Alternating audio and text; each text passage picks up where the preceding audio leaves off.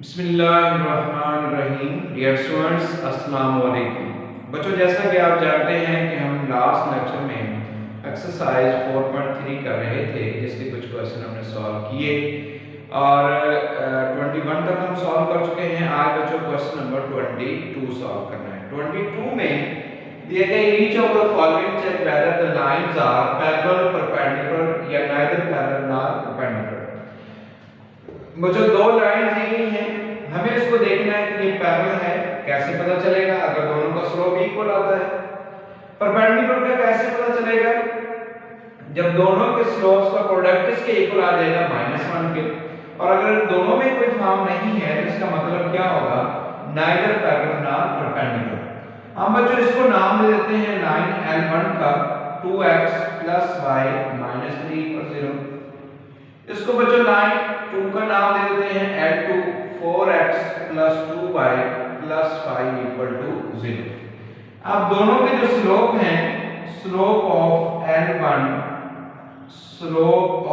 L1 इसको नाम दे देते हैं 1 का। जब आपके पास एक लाइन दी गई होती है तो स्लोप मालूम करने का बच्चों मेथड ये है कि minus coefficient of x divided by coefficient of y। So m1 equal आ जाएगा कोएफिशिएंट ऑफ x इसमें क्या है जी 2, कोएफिशिएंट ऑफ y क्या है 1, तो स्लोप क्या आ गया जी -2। इसी तरह से जो लाइन 2 का स्लोप है उसको m2 का नाम दे देते हैं और इसमें जो m2 है वही method minus coefficient of x बच्चों 4 है divided by coefficient of y 2 है, तो इसका भी आंसर क्या आ गया -2। m1 इक्वल टू क्या आ गया m2, तो इसका मतलब क्या हुआ कि लाइंस जो है वो पैरेलल हैं। लाइंस क्या है? पैरेलल। बच्चों, इसी तरह के कुछ और क्वेश्चन भी दिए गए, इसके पार्ट्स हैं जो कि आपने सॉल्व करने हैं। उम्मीद है कि आपको इस मेथड की समझ आ गई होगी और आप इसी की मदद से इसके रिमेनिंग पार्ट्स जो हैं वो भी सॉल्व करेंगे। तीनों में से एक फॉर्म होगी, या तो पैरेलल होगा या परपेंडिकुलर या नाइदर पैरेलल नॉर परपेंडिकुलर। अगर दोनों का आंसर इक्वल आ गया तो पैरेलल हो गया। अगर इक्वल नहीं आ रहा तो हमें देखना होगा कि दोनों को मल्टीप्लाई करने से आंसर -1 अगर आता है तो परपेंडिकुलर। अगर दोनों ही फॉर्म नहीं है तो आप लिख देंगे neither parallel nor perpendicular. Question number 23 है वो बच्चों नेक्स्ट लेक्चर में हम सॉल्व करेंगे। अभी फिर वक्त क्वेश्चन नंबर 25 कर रहे हैं। Find an equation of the line through 5 - 8। Equation of line find करनी है थ्रू द पॉइंट 5 - 8 है और परपेंडिकुलर है। वेरी इंपॉर्टेंट वर्ड हमने लास्ट टाइम भी एक क्वेश्चन में यूज किया था।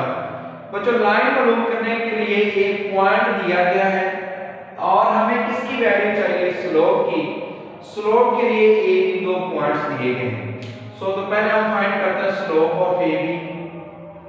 Slope of AB that is equal to, बच्चों स्लोप मालूम करने का क्या मेथड है कि y2 - y1 divided bye x2 - x1, 7 - -8 divided by 10 - -15।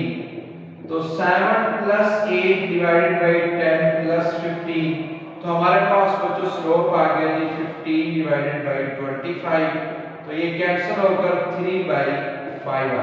5 पे कैंसिल हो रहा है, 5 3 15 और 5 5 क्या हो जाएगा 25। स्लोप फॉर रिक्वायर्ड लाइन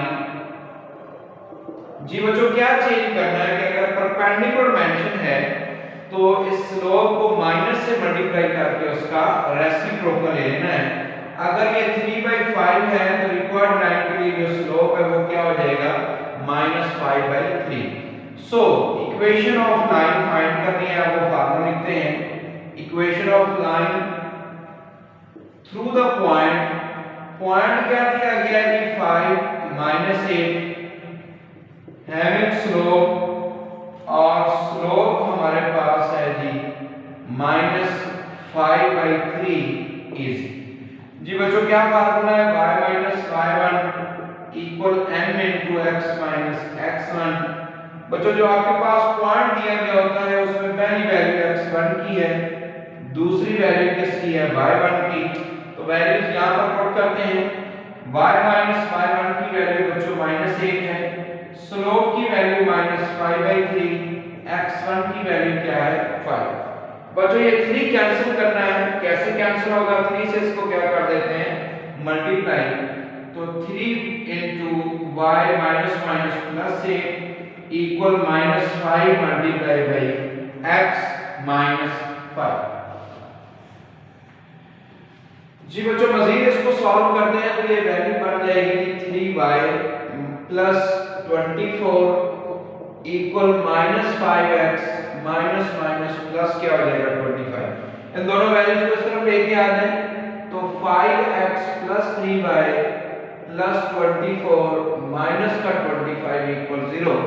तो हमारे पास बच्चों एक लाइन आ चुकी है 5x plus 3y minus 1 is equal to 0 और यही इसका बच्चों आंसर आ गया है। नेक्स्ट क्वेश्चन की जानिब बढ़ते हैं जी, उसको भी सॉल्व करते हैं।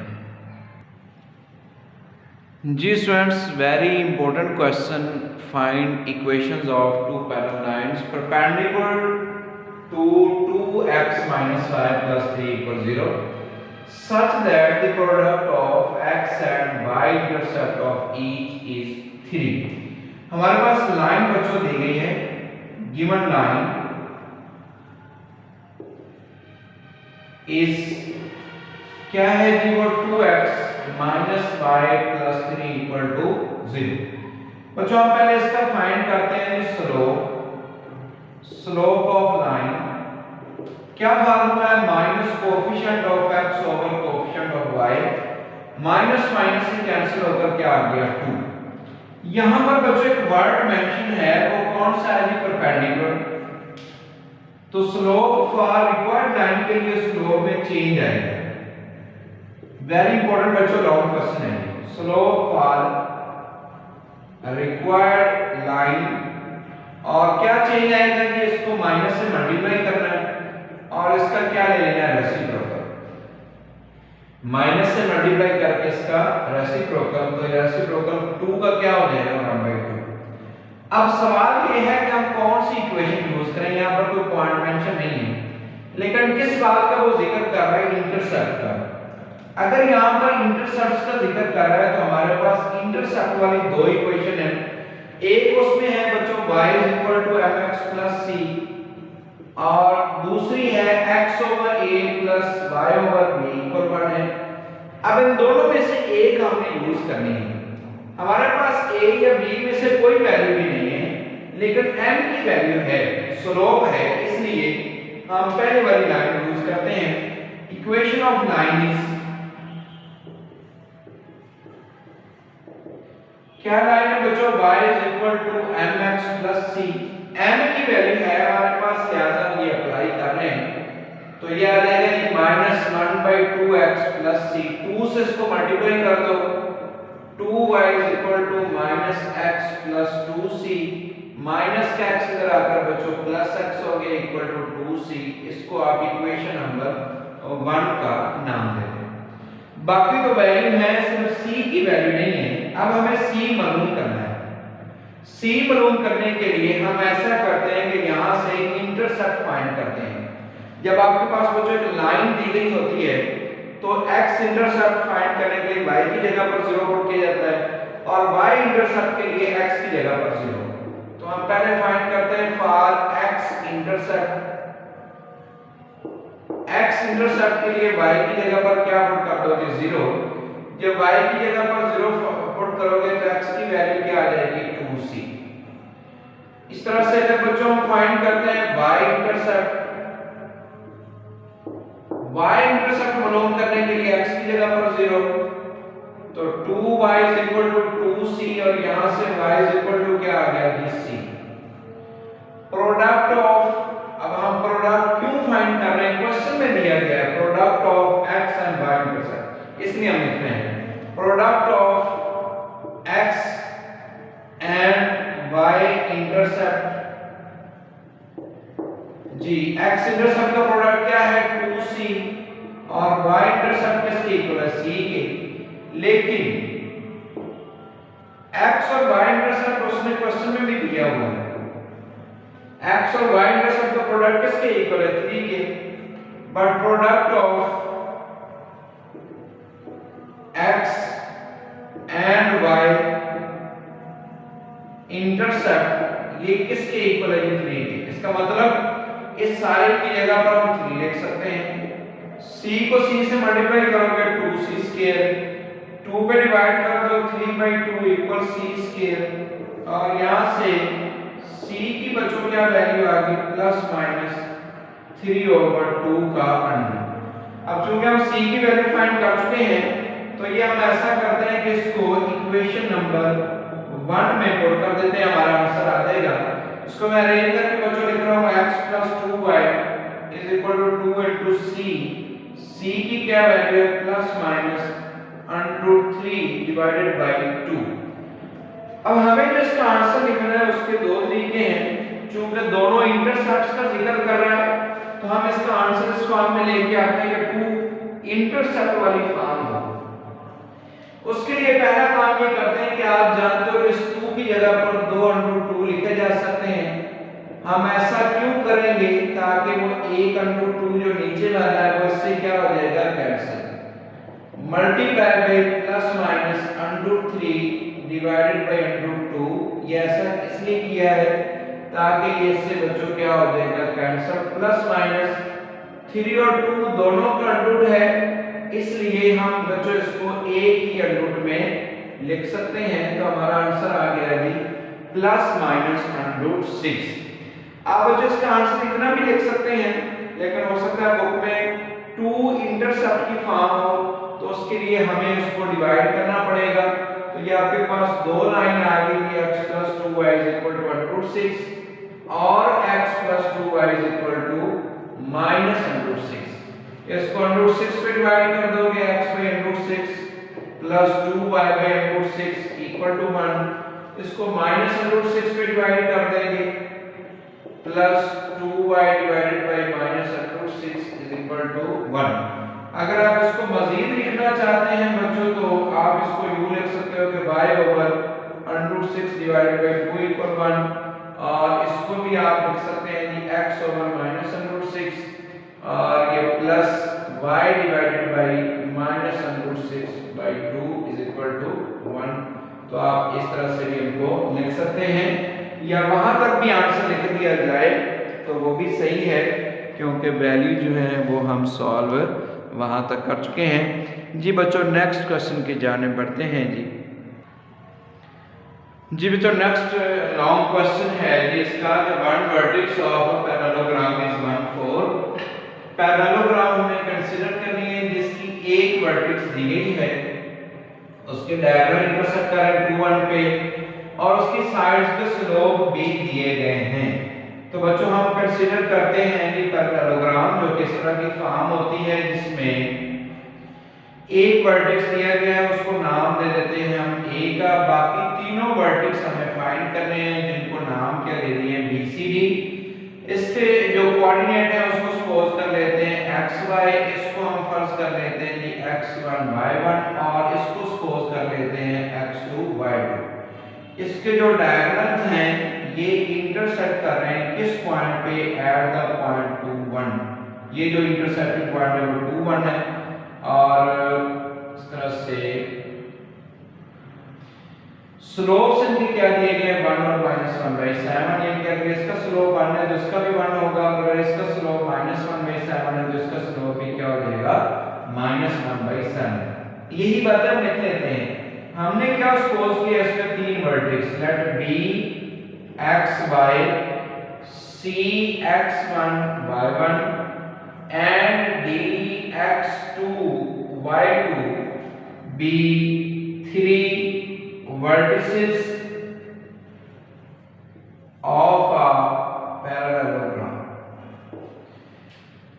So as हमें इन्हीं की वैल्यू चाहिए, मतलब xy x1 y1 x2 y2 की वैल्यू चाहिए। बच्चों ये जो पॉइंट है ये किसका मिड पॉइंट है, AC का भी है और BD का भी है। तो पहले हम AC का लिखते हैं as mid point of AC equal to किसके दिया गया है 2 1 के। अब हम यहां से AC का मिड पॉइंट फाइंड भी करते हैं।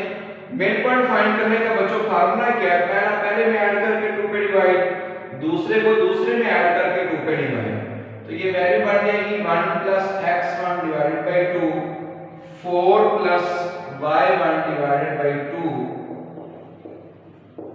Is equal to 2 1। जी बच्चों ये दोनों पॉइंट्स इक्वल हैं। अगर ये इक्वल है तो इसका मतलब पहला जो कोऑर्डिनेट है वो पहले के इक्वल है, यानी कि 1 + x1 डिवाइडेड बाय 2 इक्वल 2 है और 4 + y1 डिवाइडेड बाय 2 किसके इक्वल है 1 के। जी बच्चों ये भी लॉन्ग क्वेश्चन है और इंपॉर्टेंट है ये दोनों क्वेश्चन। 2 से दोनों तरफ मल्टीप्लाई करोगे तो 1 + x1 = 4, x1 = 4 - 1, x1 इक्वल क्या आ गया 3। इस तरह से इसको 2 से मल्टीप्लाई करेंगे तो 4 + y1 = 2, y1 = 2 - 4, y1 की वैल्यू क्या आ जाएगी -2। तो हमारे पास बच्चों c कोऑर्डिनेट की वैल्यू आ गई, c पॉइंट्स के कोऑर्डिनेट आ चुके हैं जो कि क्या है अभी 3 और -2। कौन सा है जो फाइंड करने वाले बेटे b और d। लेकिन प्रॉब्लम ये है कि इन दोनों में से एक के कोऑर्डिनेट थे, इन दोनों के नहीं है, तो इसका मतलब ये होगा पहले एक के फाइंड करने पड़ेंगे। अब और क्या मेथड अप्लाई किया जा सकता है, स्लोप्स का मेथड यूज कर सकते हैं क्योंकि AB का स्लोप 1 है और BC का स्लोप इसके इक्वल है, तो पहले वो अप्लाई करते हैं। जब इसके कोऑर्डिनेट आ जाएंगे तो फिर इन दोनों का मिड पॉइंट फाइंड करेंगे तो वहां से वो वैल्यूज भी फाइंड हो जाएंगी। थोड़ा सा जल्दी क्वेश्चन है बच्चों ये। सो हम लिखते हैं slope of slope of AB किसके इक्वल दिया गया है 1 के। अब A और B का स्लोप मालूम करें, y - 4 over x - 1, y - 4 divided by x - 1 equal 1 के बटे में 1 ही है, क्रॉस मल्टीप्लाई करेंगे y - 4 इक्वल x - 1, प्लस का y दूसरी तरफ चला जाएगा, माइनस का 1 इधर आ गया, तो x - y किसके इक्वल आ गया -3। इसको बच्चों हम इक्वेशन नंबर 1 का नाम देते हैं। हमें बेटे इस तरह की एक और इक्वेशन चाहिए जिसके हमें वैल्यू आनी चाहिए हमारे पास, तो उसके लिए स्लोप ऑफ BC लिखते हैं। स्लोप ऑफ BC किसके इक्वल दिया गया है -1/7। अब B और C का स्लोप मालूम करते हैं, y1 - y, लेकिन y1 की क्या वैल्यू -2 है, तो लिहाजा लिखोगे -2 - y divided by x2 - x1 यानी कि 3 - x इज इक्वल टू क्या आ गया -1/7। इसको क्रॉस मल्टीप्लाई करते हैं, एक और इस तरह की इक्वेशन आनी चाहिए थी बच्चों, तो 7 multiply by -2 - y equal -1 multiply by 3 - x, तो -14 और माइनस का 7y इक्वल -3 प्लस x।